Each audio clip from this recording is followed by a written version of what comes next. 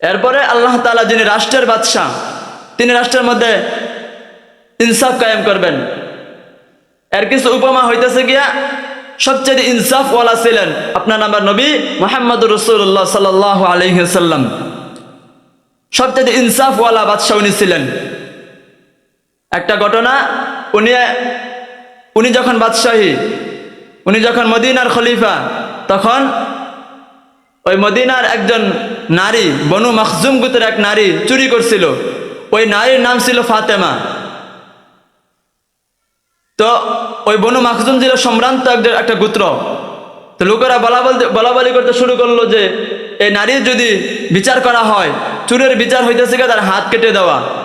এখন তার হাত কেটে দেওয়া হয় তাহলে মদিনার মধ্যে মারামারি হানাহানি শুরু হয়ে যাবে।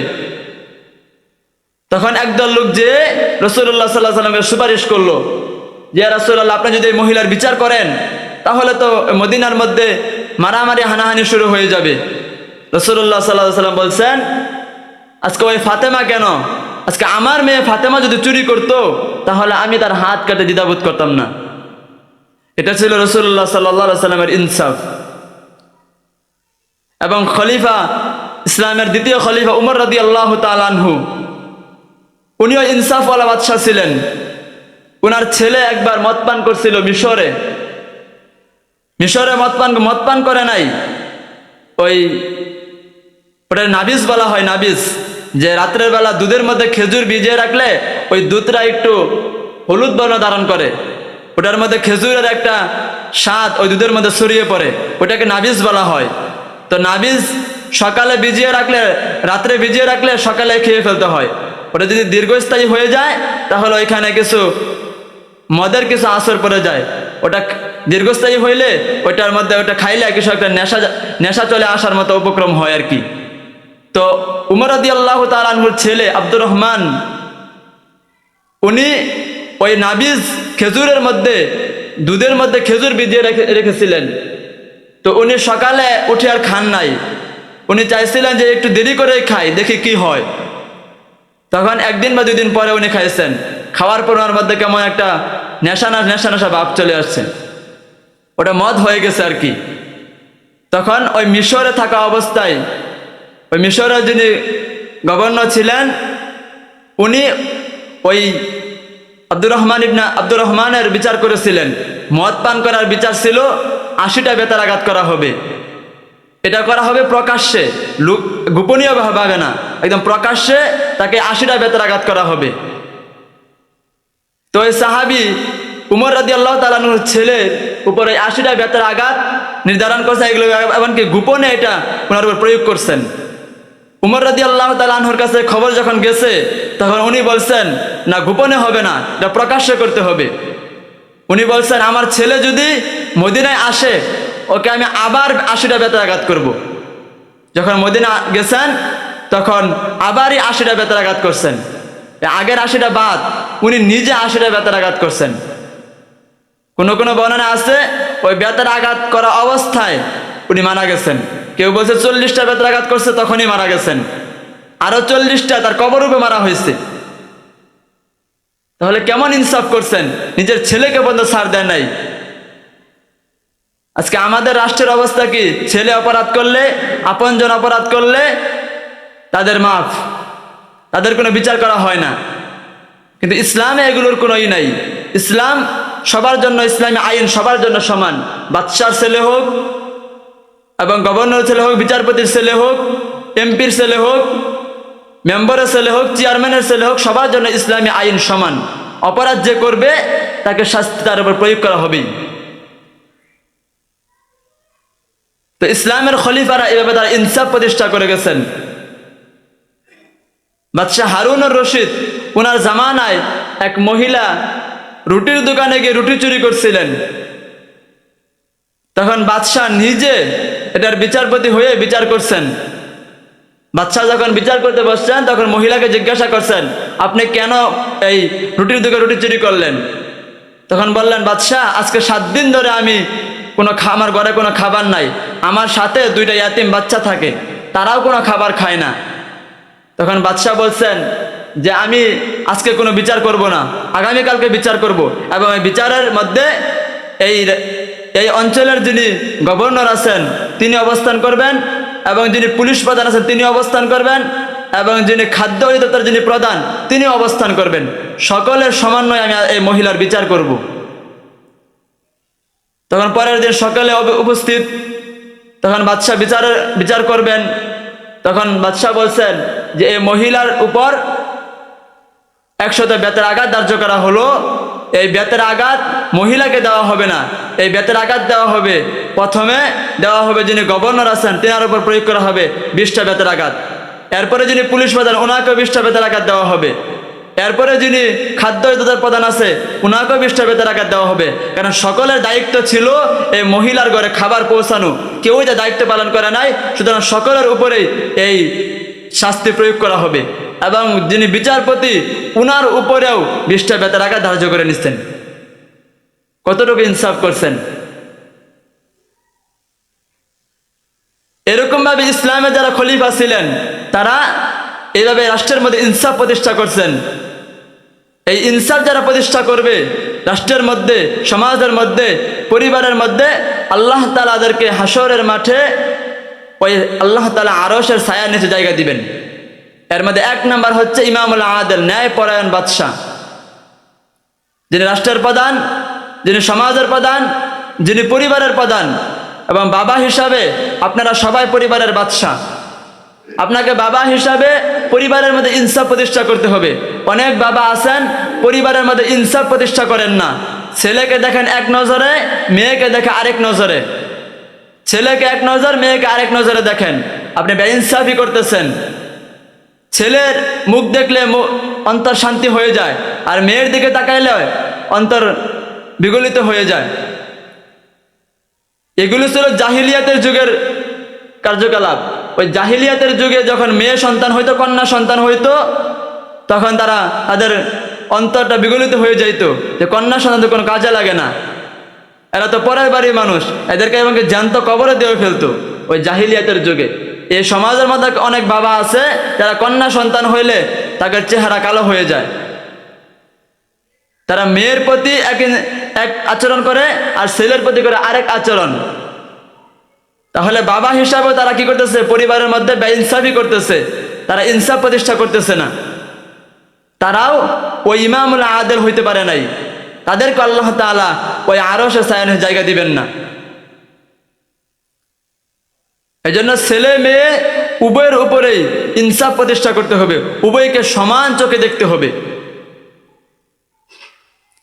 এরপর 2 নাম্বার, যাদেরকে আল্লাহ তাআলা সে হাসরের মাঠে আরশের ছায়ায় জায়গা দিবেন, এর মধ্যে 2 নাম্বার হচ্ছে গিয়া শাবুন নাশা বিইবাদাতিল্লাহি, ওই যুবক, যে যুবক যৌবন বয়সে সে তার যৌবনকাল ইবাদতের মধ্যে কাটাই দিচ্ছে, ওই যুবককে আল্লাহ তাআলা তার আরশের ছায়ায় জায়গা দিবেন। যুবক বয়সে যৌবনকালে যারা ইবাদত করবে তাদেরকে আল্লাহ তাআলা তার আরশের ছায়ায় জায়গা দিবেন। যৌবনকাল পার হয়ে গেলে ইবাদত করব এই চিন্তাধারা যারা রাখেন তারা কিন্তু শাস্তির জন্য অপেক্ষা করেন। যৌবনকাল হচ্ছে ইবাদত করার জায়গা, ইবাদত করার উত্তম সময় হচ্ছে যৌবনকাল। দুনিয়ার বুকে যদি আমরা সফলতা চাই, ধন দৌলত টাকা পয়সা দুনিয়ার বুকে যদি চাই, আমাকে যৌবনকালে মেহনত করতে হবে, যৌবন বয়সে আমাদেরকে পরিশ্রম করতে হবে। যৌবনকালে যদি এই যুবক বয়সে যদি আমি পরিশ্রম না করি, আমি যদি মেহনত না করি, আমি যেমন দুনিয়ার সুখ শান্তি হারাবো, যৌবনকালে ইবাদত না করলে আমি আখিরাতও হারাবো, আমি জান্নাত আমাকে হারাইতে হবে। আমাদের মাথায় এই বুট ঢুকে পড়ছে যে যৌবনকালে পরিশ্রম না করলে দুনিয়াতে সফলতা পাবো না। এই বুঝটা সবার মধ্যে আছে। এখন পরিশ্রম করার সময়, এখন যদি পরিশ্রম না করি টাকা পয়সার ধন দৌলতের মালিক হতে পারবো না, এইটা সবাই বুঝছে। কিন্তু যৌবনকালে ইবাদত না করলে যে জান্নাত হারাবো, আমি যে আমার চিরকালে যে জান্নাত, চিরকালে যে শান্তি, এই শান্তি যে আমাকে হারাইতে হবে, এই বুঝটা এখানে কে মাথার মধ্যে ঢুকে নাই। যৌবনকালে ইবাদত করতে হবে, নামাজ পড়তে হবে যৌবনকালে, রোজা রাখতে হবে যৌবনকালে, হজ করতে হবে যৌবনকালে, প্রত্যেকটা ইবাদত যৌবনকালে করতে হবে। হারাম থেকে বাঁচতে হবে যুবক বয়সে। তাহলে না আমি ওই আরশ আল্লাহ তাআলা আরশের ছায়ার জায়গা পাবো। দাড়ি রাখতে হবে যৌবনকালে, যুবক বয়সে দাড়ি রাখতে হবে। অনেকের চিন্তাধারা এখন দাড়ি রাখার সময় হয় নাই, যখন দাড়ি পাকবে তখন আমি দাড়ি রাখবো, যখন বৃদ্ধ হব তখন দাড়ি রাখবো, এই চিন্তাধারা অনেকের মধ্যে। সাহাবায়ে কেরাম রাসূলুল্লাহ সাল্লাল্লাহু আলাইহি সাল্লাম ওনারা কি বৃদ্ধ হয়ে গেলে দাড়ি রাখছেন? ওনারা দাড়ি রাখছেন যৌবনকালে। ইবাদত করতে হবে যৌবনকালে, নিজেকে পরিবর্তন করতে হবে যৌবনকালে। আমি যদি যুবক বয়সে নিজেকে পরিবর্তন না করি, আমার পরিবর্তন কোশ্চিনকালেও হবে না। বাংলায় একটা প্রবাদ আছে, যার হয় না 9 বছরে তার 90 বছরেও হয় না। যৌবনকাল যদি নিজেকে পরিবর্তন না করতে পারি, ওই বুড়া বয়সে আমার পরিবর্তন আসবে না। যৌবনকালে যদি ওই জিনা ব্যভিচারের দৃশ্য, ওই নাটক সিনেমা দেখে আমার অভ্যাস থাকে, অনেক বুড়া মানুষ দেখবে চারটে বসে টিভির দিকে হা করে তাকাই থাকে, ওই টেলিভিশনের দিকে তাকিয়ে থাকে। অনেক দাড়ি পাকাওয়ালা মুরব্বীও আছে, এরা যুবক ওই যৌবনকালে নিজেকে পরিবর্তন করে নাই, ও মৃত্যু পর্যন্ত এইভাবে সে জীবন কাটিয়ে দিবে। এই জন্য পরিবর্তন হওয়ার সময় হচ্ছে যৌবনকাল, দাড়ি রাখার সময় হচ্ছে যৌবনকাল, নামাজ পড়ার সময় হচ্ছে যৌবনকাল, এবং হারাম থেকে বাঁচার সময় হচ্ছে যৌবনকাল। সবচেয়ে বেশি হারামের মধ্যে লিপ্ত যুবকরা, তারা ওই বিবাহ বহির্ভূত যে সম্পর্ক, এর মধ্যে এতভাবে তারা লিপ্ত হয়েছে, এটাকে মনে হয় একদম হালাল বানিয়ে ফেলছে। এজন্য যৌবনকালকে মূল্যায়ন করতে হবে। যৌবনকালে আমাকে আল্লাহ তাআলা ইবাদত করতে হবে, যৌবনকালে আমার মধ্যে পরিবর্তন আনতে হবে। একজন যুবক চাইলে সে নিজেকে পরিবর্তন করতে পারে, বৃদ্ধরা চাইলে নিজেকে পরিবর্তন করতে পারবে না। সে ওই পরিবর্তনের চিন্তাও সে তার মধ্যে নাই, কিন্তু সে যুবক, সে চাইলে নিজেকে পরিবর্তন করতে পারবে। যুবক চাইলে সব কিছু পারে। আজকে যুবক চাইছে বিদায়, যুবক নেতৃত্ব দিয়েছে বিদায়, এই ফ্যাসিস্ট সরকার পালাইতে বাধ্য হয়েছে। যুবকরা চাইছে বিদায়। যুবক চাইলে সে নিজেকে রাসূলের আদর্শিত করতে পারে। এজন্য প্রথমে আমার ইবাদত হবে যৌবনকালে, আমি 5 ওয়াক্ত নামাজ একদম সঠিকভাবে একদম সময় মতো আমি পালন করবো, এটা আমার প্রথম ইবাদত। আমরা পরিবর্তন কেন করতে পারি না নিজেকে? আমার মধ্যে নামাজের পাবন্দি নাই। কোরআনের মধ্যে আছে না, ইন্নাস সালাতা তানহা আনিল ফাহশাই ওয়াল মুনকারি ওয়াল বাগয়, যে নামাজ সমস্ত অশ্লীল কাজ থেকে মানুষকে বিরত রাখে। আমাদের মধ্যে নামাজের পাবন্দি নাই বিদায় আমরা নিজেকে পরিবর্তন করতে পারি না, আমার মধ্যে পরিবর্তন আসে না। যেন প্রথম ইবাদত হবে নামাজ। যখন আমার নামাজ ঠিক হয়ে যাবে তখন আমার মধ্যে পরিবর্তন চলে আসবে। এরপরে হারাম থেকে বেঁচে থাকা, হারাম থেকে বাঁচতে হলে আমাকে হারাম দিকগুলো জানতে হবে। হারাম কি কি কাজ? অবৈধ প্রেম ভালোবাসাগুলো হারাম, অহংকার করা হারাম। অহংকার যুবকদের মধ্যে অনেক বেশি। এরা যৌবনের শক্তি নিয়ে অনেক অহংকার করে। কথায় কথায় একজনকে বলে তোকে দেখে নিব, কথায় কথায় বলে বাজারে উঠিস, কথায় কথায় বলে সলি বাজারে উঠিস, কথায় কথায় বলে তালতলি উঠিস। এই অহংকার যুবকরা করে না? অহংকার করে যুবকরা। যৌবনের শক্তির অহংকার তাদের মধ্যে অতিরিক্ত বেশি।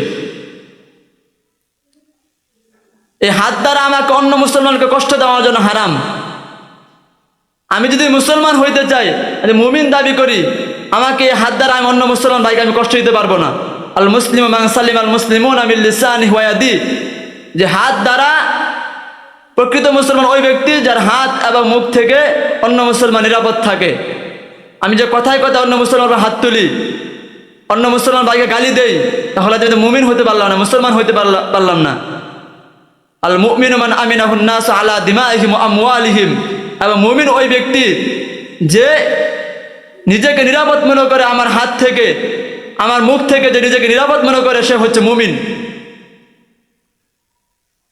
এই জন্য অহংকার এটা আমার জন্য করা হারাম। অহংকার আল্লাহ তাআলার চাদর, এই চাদর ধরে যে টান দিবে সে ধ্বংস হয়ে যাবে। এই জন্য অহংকার করা যাবে না। প্রথম কাজ হচ্ছে নামাজ, দ্বিতীয়ত অহংকার করা যাবে না। এরপরে হচ্ছে হারাম কি কি কাজ আছে এগুলো আমাকে বেঁচে থাকতে হবে। এই জন্য যৌবনকালে আমাদের ইবাদত করতে হবে। প্রথম হচ্ছে ইমামুল আদাল, এরপরে ওই যুবক, যে যুবক যৌবনকালে আল্লাহ তাআলা ইবাদতের মধ্যে কাটিয়ে দিছে, তাকে আল্লাহ তাআলা সে আরশে ছায়ার জায়গা দিবেন। এটা হচ্ছে 2 শ্রেণীর লোক। কয় শ্রেণীর কথা বলছিলাম? 7 শ্রেণীর কথা বলছিলাম। 7 শ্রেণীর মানুষকে আল্লাহ তাআলা আরশে ছায়ার জায়গা দিবেন। ওইগুলো বলার সময় নাই।